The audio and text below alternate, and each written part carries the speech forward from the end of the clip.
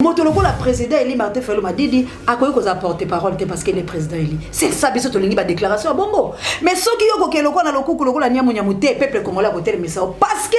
punition le président Eli Martin Fayulu m'a dit de koleka Bembe koleka Moïse koleka Kabila koleka Félix. Les gens ne savent pas. C'est quoi bisonde tozaba conseiller na ye ya makasi biso ba résister Congo parce que biso to monde le musika peut ko ya ko avertir en étant de que pour azo mayele asala yangote parce que ceux qui le président azuika liste ya bato a pesa atala nkuku azui problème ko le kabeba oko mona moto ya lokuta lokola Vital Kamerhe makambo ko sala biso moto azwana no ta ya kokosa kombo na ye ti lelo toyeba kombo solo ya kombo na ye yango te mama kaningi kapesa biso na kombo lokuta oh tango na ye na carrière o molika soko sana conférence na ye tuneka makambo kombo loko silikisa ngelo ko makambo kombo ezate tito koma 2023 soki to sauver mboko te Jean-Marc Kabunda osala partie na ye azokende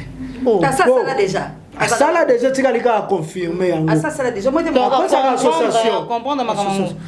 problème ezanini dili ya Kabila na Félix même Olive Lembe azana auteur ya kokoma na ngote même maman Denise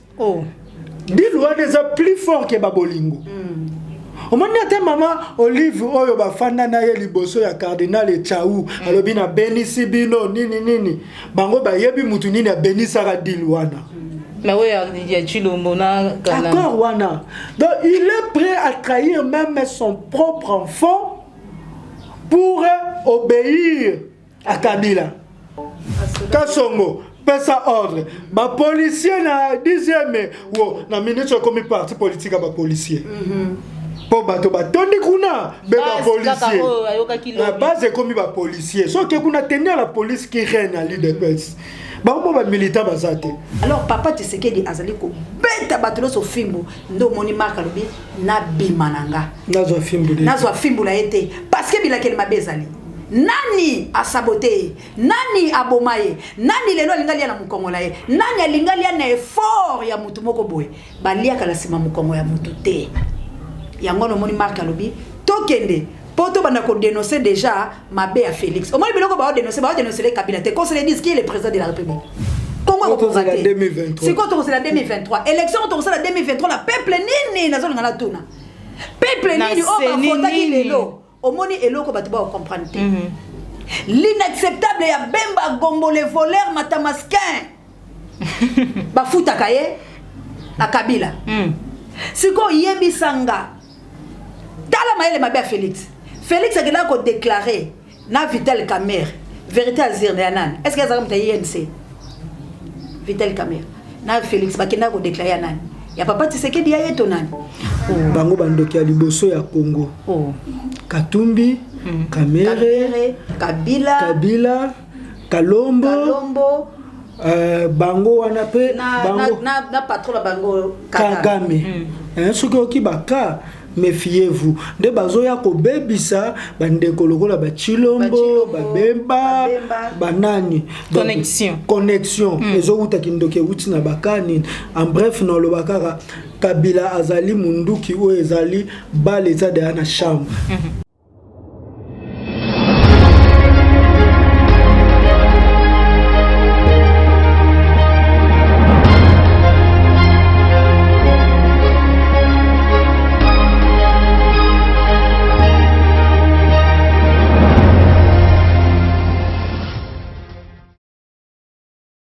De retour sur ce plateau, sur le plateau des 3W plus Carte Télévision, Forum Yaba Résistant. Après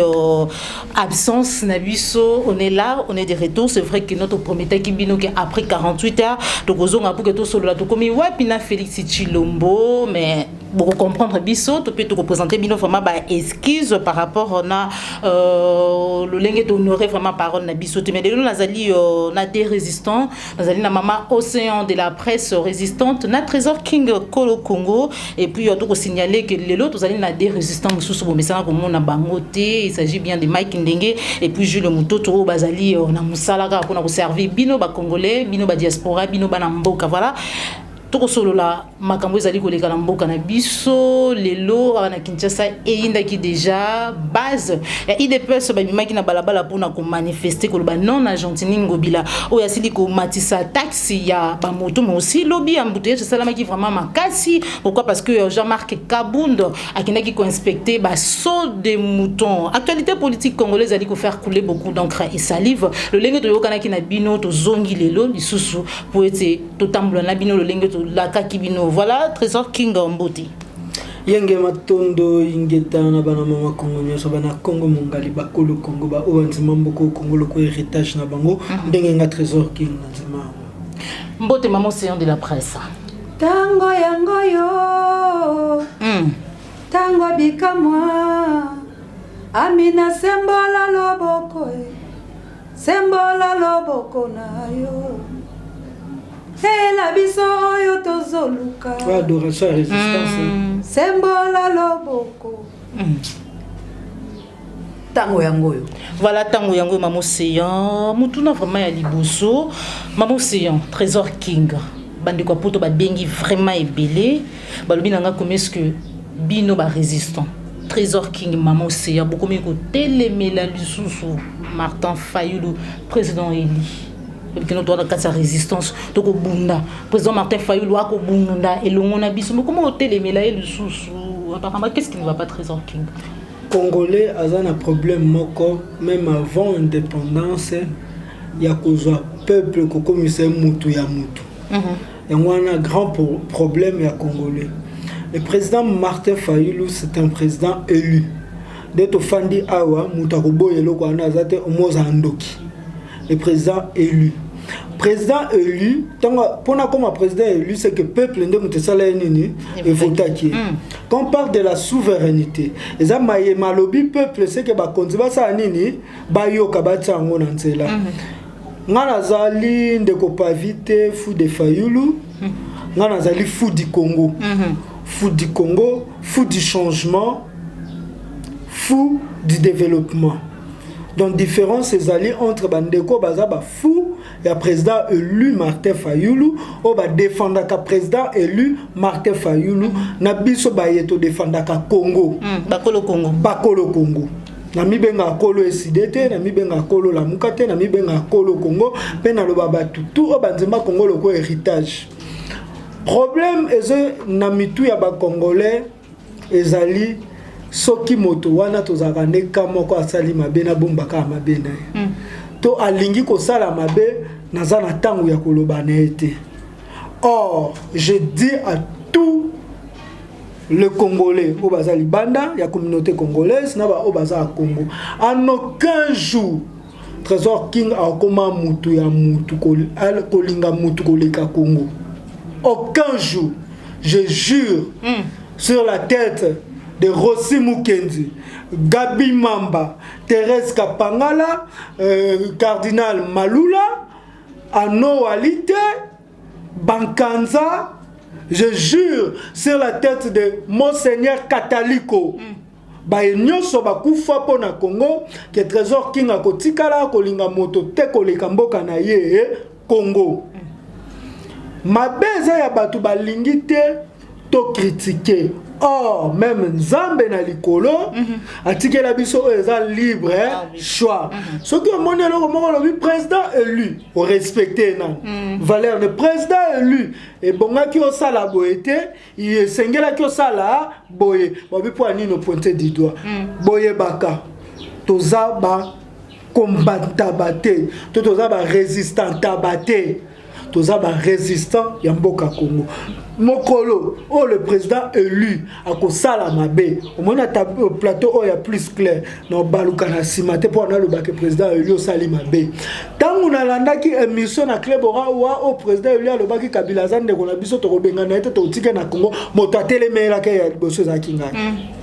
Na le président élu pourquoi? Ceux qui to tiki au place na se Kabila nga pa tambola ka na bato boy. Il faut aux senga pardon à peuple ou à voter et bon on continue chemin na yo. Tant le président élu, excusez pour nous monopoliser malobana c'est ça. Awa président élu à lobaki donc des transitions ou tout ça 18 mois avant d'organiser l'élection dans le cas qui na plateau na président élu à côté au Sénat FCC la muka cash bakutana tango sengi FCC bakutana c'est que Jeannette P akoya te aza FCC Robert Wape akoya Moïse Nyaruga Boupe akoya Hippolyte pas au sein nini akoya c'est que ozondi mabato biso tokolo babako bomisa Kongo oke kokutana bango sa nini osolola na bango to telemelaki yango te po to lingi yete mais to telemelaki yango po to lingi eloko wana te ko boma Kongo yango ezaki lolaka la ko yebisa bato botsaka biso bato ya bato te mais toza bato ya Congo. Voilà, on est allé qui est ya Trésor King Kolo Congo Maman Océan. Beaucoup mon dit ça président Martin Fayulu. Ils ont un problème en Maman Océan. Ndeko langai omoni e bandena yebiso ke na lobi tango yango yo tango abikamo. Oyebi biso ba Congolais lelo soki to kokufa boye. To ali bato na keto. Bato na konyonga. Bato na lokuta. Bato na misala mabe. Yango komona poso moindo yali bongo lifelo. Mais poso moindo yali lifelo te yali riche. Eloko ko boma biso ni motema mabe ndeko langai. Motema mabe. Na lingi na loba solo te kasi yoko kene sambo pona nini poko kutana na nzambe ali solo alors je suis le chemin la vie et la vérité voilà. Mais tango ko kene clés au livre de vie fungoli ndeko langa lisumu ya liboso poko tanga makambo wana oko yeba yango te yango komona mabena biso ndeko tata mokonzi ekolo ngana solo na bato ebele président Eli Martin Fayulu Madidi bandeko langa na este naza mutu oya lobala ba mama ya este ni pasa nga yino ayebia abunda na nganda yebia ba planta eside na este pona nga do yo mutu mimango ba na ba mama na nga o balanda nga o balinga nga o bazali na sima nga ezaki famille ya président Eli Martin Fayulu Madidi te SIDPT la muka pete SIDPT nga kutu wana ta Martin Fayulu Madidi président Eli azaki na ile qualité ke ba ko trahir lelo menga la baloko dénoncer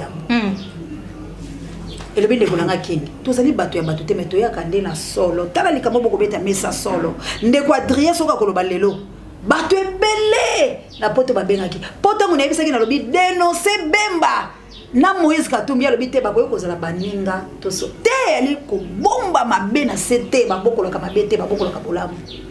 likambo kinga lobi tango président tout tangi mokanda na ye alobi na pesi bango 18 mois elingo la kisani président kwa isi biso obike biso lelo babenga biso bata Fayulu mais ngayo na lia di Fayulu te ngayo so la kema kama Fayulu bapesa nga 7000 francs ona silika kala bande ko mususu mais bato ba tsala la Martin Fayulu lelo côté o ko batanga communauté bapesa ba $50 ba $100 ya ona bayenga lo ke so fadel te la bona ko la lo ko bobo zo 7000 mais to ko nyoko ala ba marche ko bimisa bato ko benga mais to eli mbongo te mais quand même o ko honorer mutu ezala kapela moi sengolango lelo yo Tolobi président, est-ce qu'on va reconduire Batou Oyo? Soki kayo pese bango 18 mois. To sali calcul loko la batu la mayele. Tant to ko lo batu ebike bando ki ya Congo bako balusa mais batu ya solo bako comprendre biso. Oui. O pese bango 18 mois ndeko na ngai.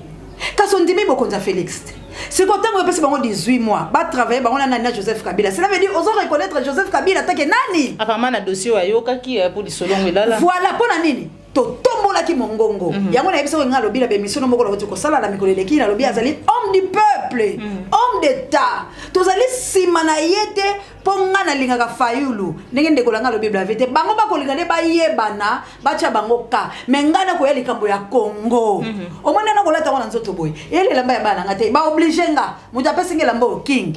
pour les temps la cheta zile bato bamoni mabe ça veut dire ba ko moni na obundela Congo bo pour la ni bango bamoni mabe ba fingi nga babi na complexe pour la ni teso to moni président Eli azoki la kotengama biso ba yimbo ka Congo to lobela ete to sali ko peksa tala lo kwa kitoko wa zali moko ya mokambila SB de vos kitoko alobinin à répondre kitoko pe loko na tombole mongongo po loko kitoko la bisoki za pe bongo la moto président wala to tambole longo pambate alobinin moto loko la président Eli Martin Fayulu Madidi akoyi ko za porter parole te parce que le président Eli c'est ça biso to lingi ba déclaration bongo mais soki yoko ke loko na lokuku loko la nyamu nyamu te peuple congolais ko telemisa parce que punition le président Eli Martin Fayulu Madidi ko leka Bemba ko leka Moïse ko leka Kabila ko leka Félix les gens ne savent pas c'est quoi bisonde tozaba conseiller na ye ya makasi biso ba résister Congo parce que biso to monde le musika pe to ko avertir les tando eke po azo mayele asala yango te parce que soki lelo président azuika liste ya bato a pesa atala nkuku azui problème ko leka babemba o mo le babemba muta obeta bango azate bananga muta oluka bango te mais ba oluka préseli oyi pon ba oluka parce que motema na biso obomi motema ba imboka Congo ba résistant bazali na président et le côté ne solo et si ko la biso boyoka ka biso mabete. Voilà, fidèle internaute de 3W+ télévision, vous allez quoi avancer Trésor King lobby zalaki le l'autre zali déjà samedi lobby jeudi Jean-Marc Kabunda ça qui inspection il y a basso de moutons. Pour comprendre que as secrétaire général il y a un parti politique basso de moutons et ali travaux d'institution bien que nous allons de gré à gré il y a donc qui a qui doit inspection basso de moutons bandeko yambona ya nola na motuno yo boko mona moto ya lokuta lokola Vital Kamerhe makambo ako sala biso moto azwana no ta ya kokosa kombo na ye ti lelo toyeba kombo solo ya kombo na ye yango te mama kaningi kapesa biso no kombo lokuta o tango na ye na carrière o monika soki osana conférence na ye tuneka makambo kombo loko esilikisaka eloko makambo kombo ezate soki makambo kombo na ye moko kuta ko yoka kande bo jubo ko tune makambo sort de mouton ko bamba beto na ba. Il semblerait que non bongo bima ki 70% quand même des questions jusqu'à 30% kaka. Augustin Kabuya, Jean-Marc Kabundi le roi na salela ka bango émission vers ya démonstration ya vers de UDPS soki na ko kufa abengi batuna lobi Soni komi ko kanga biso UDPS ya solo pe e komi ko kufa lokola chaîne oyo lolaka ya Vuluzi Saint-Elave Bokoto TV ezo lobe la vérité ndenge UDPS ezo kufa balobi to kufa mais to kufa mutu likolo boya toke ko tambola boya to tambola baké ko sala supervision o il faut ba ministre basala mais parti UDPS otande bazo dévier musala baké to ke ko tala so de mouton loko ni nezo ke de na so de mouton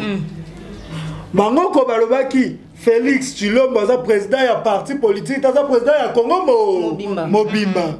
siko boni bako kama fallait pas bien biso ba congolais nyoso to ke kotala bazongi si le sous président parti politique ba moni ke non mabe ako sala eko bebisa moko parti politique to sauver parti politique na loba ngo pe na ko zongela tito koma 2023 soki to sauver mboko te Jean-Marc Kabunda o sala parti na ye azokende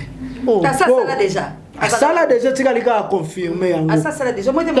association comprendre problème est anini dile ya Kabila na Félix même Olive Lembe azana auteur ya kokoma na ngote même maman Denise dile wana est plus fort que babolingo omoni ate mama Olive oyo bafanda na ye liboso ya cardinal Echaou alobi na benisi bino nini bango bayebi mutu nini ya benisaka dile wana. Mais oui, il y a Chilombo na kana. D'accord, wana. Donc il est prêt à trahir même son propre enfant pour obéir à Kabila. Yango tu base au lobby et télémaka la jeunesse bayokaka. Babi base à lobby. Lelo base yango ko téléma. Baké basali ba moni sur 70% bon ebimaki ya solo ka musala salami ya 30%. Bon nana lié camé de marché agré. Yango sombela ki moi si cher. Jeanette. Jeanette mabanga wolo. Somo. Yango sombaki 30 ngombe. Akiopesa na nini nani. Donc pour na kende na sukisa pour réalisateur akola kisanga déjà que minutes na ngai et comme la kosila pour na pe sa vérité ba bito kufa boete to kende tango ba moni ba ko zonga na permanence baya boye to c'est bon pasi ekozwa moto nyoso pasi ekozwa teke eko kotala kaka te o résistant na kota na ndako résistant pasi ekopona teke o moto alamuka na kota ekozwa moto nyoso pasi ezwi bango ba montar ya UDPS ba matisa li ba taxe na $500 tokotika boye te bazwi na makambo so de moto na makambo ya taxe na makambo libala kamere na makambo kabila ale na tongo flamme wo allez Chilombo lobi pe na kotika boye te Kasongo pesa ordre ba policier na 10e wo na ministre comme parti politique ba policier po bato batondi kuna be ba policier la base comme ba policier so ke kuna tenir la police qui règne à l'UDPS ba militant bazate pour on a respecté minute à réaliser. Voilà, merci beaucoup maman Océan de la presse. Tout comprendre ti bande quoi IDPS babaki Félix Tshilombo Bazali président ya ba congolais et non président ya IDPS. Na autorité nini na mibeko nini au secrétaire général adjoint au président AI ya parti aro que nous ko inspecter ba so de moto. Ndeko langai na kozongela ka koloba tango ya ngoyo tango ya bikamwa tango ya bosoto tango ya bozoba na mutulo soko akozwa compte par ngai. Ngala zali ko yebisa ba imboka Congo adversaire aza ko banga bali ko lia matiti. Kaka soki bango mo bamoni pe balobi to sesa le kamboyo. Potande yango ya kosesa ba kamboyo. Ozomona basali bango sorti nyoso basali cervelle mo pepe kaboli mai me baleka na ba ko koleka na te. Po mai wana te ko mabele bokoleka te po bozaba na Congo te. Ozomona. Ndeko langa marque akenda kinde ko lia na ndenge ke na récupérer makila mwana nga mais mwana ko kolinga te kama bongo te yaya makila ya mwana ya ba congolais te parce que ba congolais bazala akenda ko lia aloba kina na lia ba bomeni nga mwana nga akufi pour la IDPS siko la sala nini na récupérer mais lokola linga ka sala makambu wana esimbi etende kolanga est-ce que Marc ba pesi mo beko ki takelo tela so de moto te comme ko sala bango sone tala yebuka bimisa lobi avion wana biso to na kati ba passager to ko kufa pamba donc il y a linga beta crash asukula maboko asukula la mois de pilote aveugle azokumba avion na mois de mars ça azokena et pas ça de partir nga la sala ba partir azakalango makele nango fondation nega sa tonginda kune dia kinga boy sili makamasa sili alingi siko akabwana Félix ndenga bien mais azolinga a honorer moi mukie kombo ya papa Etienne Tshisekedi pona kati ya kasonda wana ndenge bazokendele boye ya ko saka la province na biso wana te boko sambusa ya moteur kasaye bako saka la biso te alors papa Tshisekedi azali ko beta batelo so fimbu ndo moni marka lobi na mananga nazwa fimbula ete parce que bilakeli mabezali nani a saboté nani a bomaye nani lelo alingali na mukongola ye nani alingali na effort ya mutu moko boye balia kala sima mukongo ya mutu te yango no moni marka lobi tokende poto banda ko dénoncer déjà mabe à Félix au moins biloko ba dénoncer les Kabila te conseiller disent qui est le président de la République c'est Kabila c'est pas Kabila c'est Félix ba ofinga Kabila pour babi FCC nous devons empêcher salama non FCCT au moins biloko ata Kabila ta ba oseka bisela ba Rwanda po ani biso te nitoko tela bango makam toke na réalité Félix yo moko ke ko luka moto pa peso boko abanja ko lelo te aba luka ete yemo mutakenda non afunda papa na likolo 100 000 o basomba bercy wala mais to benga ba poli bato ba sami badi banga bayaka te mama nanga toza na minga ko ba pola Congo bato ba ko sela bato makam siko bato na lokwa baba ni ko détruire bazo détruire Félix bazo détruire Kabila te parce que Kabila a fonctionné te yebisa ngata Kabila zaki mokonzi yo mona baso de moto ezalate yo mona biloko ba inauguré moko ya ezalate population qui atindiki aki asalisiko soni wala marka lobi na dénoncer Félix na biloko marka mona tala elobi ndeko langa Olive ayebi yango te Denise ayebi yango te eleki makasi ke Congo. Voilà, merci beaucoup bandeko balandi ya Pliskart Télévision donc koba toujours l'émission na biso Trésor King Kolo Congo autant au soulever le moko ya ba taxe apparemment ba doit comprendre te bazala ki ko comprendre te mais apparemment ba comme koma vu que no ba comme lukape ba manifester taxe mati de combien en combien non automatiquement c'est moi taxe commune à $500 $500 parce que mon moto au bofu de cette taxe na prix à moto voilà siko na moi to ane mobimba oui pourquoi ba mati cette taxe wana ba comprendre que ba to moto ba sali mbongo ebele na makambo ba so de mouton ko le ka ba taxe men Mamonia to sala ke loko boy po nyoko la bato IDPS basali lisu mbongo so lia bango lisu mbongo wango po soki yo moko za wana oza conscient oyebi ke no mutu katambola alisu te mingi ekoma moto akoma kosepela sikoyo balingi kopesa pasi baobi tokota ntina libenga na bango tozwa na mwa mokie oyo bauti kozwa mikolo ya baso de mouton yango basengi bango tarse ebele bongo mais tozongeli nalobaka elo mokie oza message fort oyo nalingaki napesa na mokolo ya lelo oyo mpo tolonga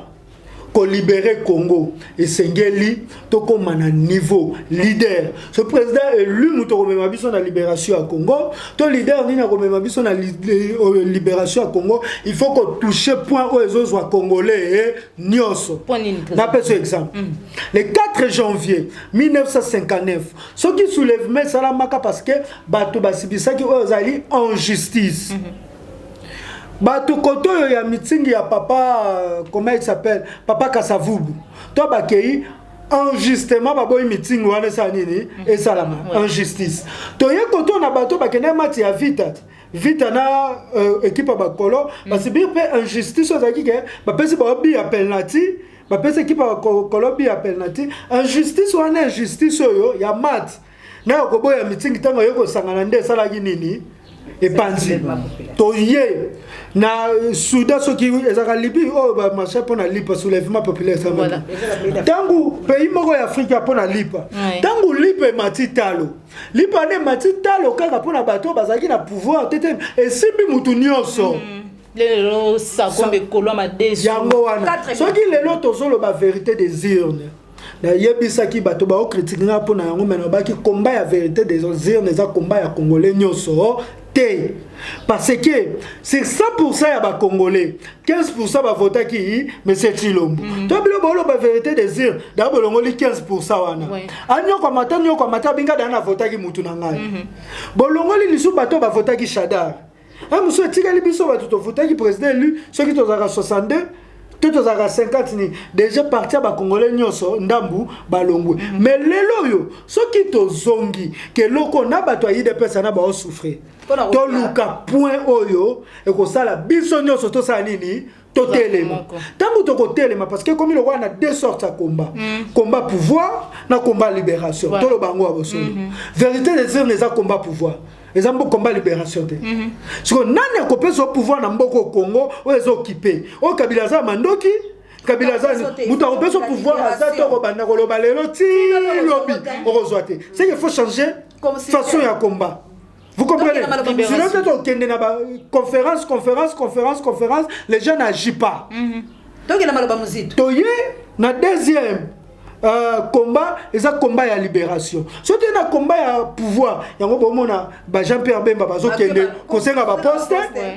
Moïse Katumbi, parce que c'est un combat pouvoir. Voilà. C'est un combat libération à Congo. Combat libération à Congo, c'est un combat mbongo na biso eza Congo oyo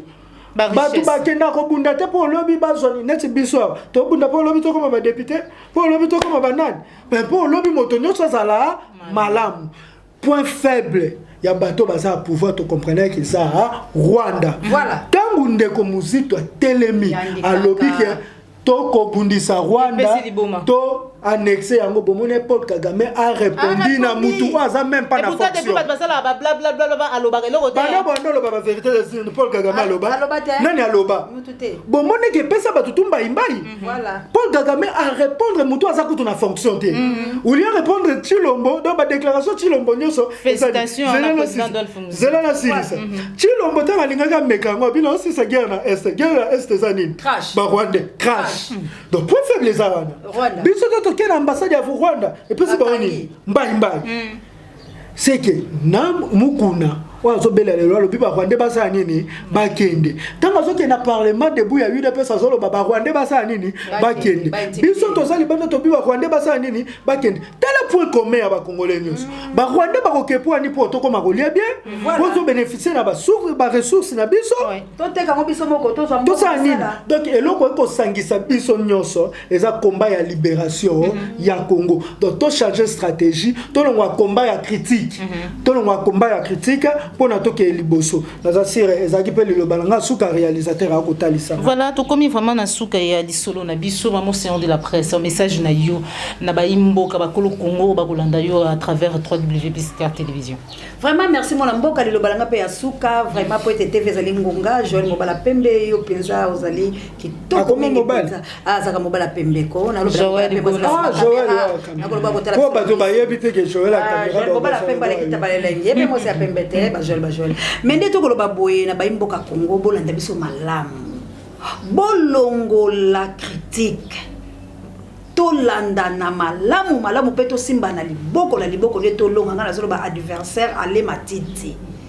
Pourquoi le lobo zomona nyonso ekokanga mamo na mboka ekosalama te. Sikoyo tangu yo comprendre que point faible ennemi nanga ezali yango eloko no so tarder po bomaye. Simaka kango. Eloko no so tarder po bomaye. Satan au comprendre que so okepa mutu boka bakisi olobika Jésus mutu la koka te mais so mutu kisi lo ba Jésus. Si ko yo zolo ba Jésus mais la katilo Jésus azate moyen Satan akimayo ezate le mal mutu zolo ba la lingi libération Congo mais la katina zolo banga fona zo poste ko lo ba bilo mi bali Congo ko la 2023 si ko to c'est la 2023 élection to c'est la 2023 la peuple nini na zolo ngala tuna peuple nini o ba fota ki lelo o moni eloko ba to ba comprendre te. L'inacceptable ya Bemba Gombo le voleur matamaskin bafuta kaye a Kabila siko yebisanga tala maele mabe Félix akela ko déclarer na Vital Kamerhe vérité azir na nan est-ce que ça comme INC Vital Kamerhe na Félix bakenda ko déclarer nan ya papa Tshisekedi ya yeto nani mboka oyo ndenge mukolo Kongo alobi batu ba wela pouvoir okoke musiko komona le fait Tshisekedi a comment la place à 500 parce que Andima qui négociation c'est ça que nous ne voulons pas et le copote sur la président Eli Martin Fayulu m'a dit à cause de la négociation ni à penser en ni à attendre ni de loin cause alors na biso na Congo to linginde to libérer mboka na 21e siècle to cause la kabaumbu te to cause la kabaumbu te ngala ebi milikite na tongo to belaka tite to koma kolia mort subite to komi ko tambola pa na biso tanga bien te to ndeko na ngai Félix akosala eloko te omoni likamba taxe ngobila sali yango pona nini po bango basengi Félix alongola ngobila lobi ngasi konde la longola bino na nzela lokola Félix akokanga te taxe 500 de bata moto botambola bokanga ba moto asali bango na nko po la kisaba ke Félix akolongola nga te tala ndenga linga changer alobi lokola bozoli yambo bana gouvernement changement balongoli mo baboko mais c'est ndambo yo pona nini bakile kopema bacha ba misusu nana konome bango c'est toujours ngobila alors biloko a bongo yo mutu ya mayele est-ce que faut finga king faut finga ngato analyser to zelo ko poto bunda pesa bande ko maboko ko ba chef vina bango babomiki belengi na bango ngana zo boma vina ngai na lipena no mwana ata ko la lilo moko na bino mais quand même na li mwana okomona mais tango to ko taba vie na sala besoin de vivre na besoin de faire na mobile tena na bana ngate na sala ba pe malamu te mais tango to ko ya kolobaka makambo ese to so ya poto sepela lango batu ba obligé ngai batu moka ba obligé ngata na zaki na ka ngai bosi ana nga po kinga ko pesa nga drapeau po abola la te ya États-Unis et c'est vous nous comprenez pas que na sala souci mboka o ba falanga tindelinga impère alobi lataka yango la be mission est-ce que vous comprenez que ba pe sala souci mboka to bunda toza na besoin te akoyola ba poste toza na besoin na mboka wezala libéré Bemba Moïse Katumbi ne bango nyoso na tozo bango na libulu wo bakele na kolia lifelo po bango bambika la lola voilà pardon na si sake loko bandoki ya liboso ya Congo bakombo na bango bandi na ka bango bandoki ya liboso ya Congo Katumbi Kamerhe Kabila Kalombo bango wana pe bango na patron bango Kagame soki oki baka méfiez-vous de bazoya ko bebisa bandeko lokola ba Chilombo ba Bemba banani connexion ezouta kindoke uti na bakani en bref no lo bakara Kabila azali munduki o ezali bal eza de na chambre sko Félix azali liboko o eza na gâchette sko to bengana munduki to longola liboko to longola loboko boso to longoli ete akotia mususu na chambre abeti biso Voilà. Donc, ceux qui m'ont dit que Fanny n'a pas assez, pilote, et qu'on m'a l'envoyé tout. Copilote Pilote aveugle. Pilote aveugle. Copilote à son monde. Donc, copilote sont accrochés, puis copilote à ça pour sa crash. Merci beaucoup, Bandeko Balandia, Piscar Télévision. Je dis Mbote Makasi, bon boulot. Bisika Bozali, Mike Ndenge, Wazaki Nelunabiso na plateau, Ndeko Gilles Mototo ba résistant. Donc, na banza te que nous bokanisa que nous tikali 3 tozali toujours ensemble pour na kubunda pour l'école de la Biso République démocratique du Congo pour libération. Ya mboka to comme na soki miso ba journaliste et résistant nyonso. Pipa iwa pe bozwami ba mbote na bino. Politicien résistant mbote na bino donc vous avez belé ya kolanda biso pe yebisa bango ke etumba oyo etali mwana nyonso ya mboka Congo voilà kasi ebandeli na biso to bandite pe to suka pe to ali na posa te ya bato ba suka te pota musuba kasi les gens na otika li 3 o biso to lobinde to ko former pe milice oyo ko délivrer Congo voilà vendre la vraiment yango émission spéciale et salama ndeko Trésor King merci beaucoup pour la participation et assistance nayo merci maman Océan de la presse merci na mignon sur beaucoup de qui biso manda kuna bino on se retrouve pour un prochain numéro parce que tozongi déjà d'ici quelques temps Trésor King comme d'habitude de salara to signaler bino à quand le prochain numéro sur www.piscar Télévision au revoir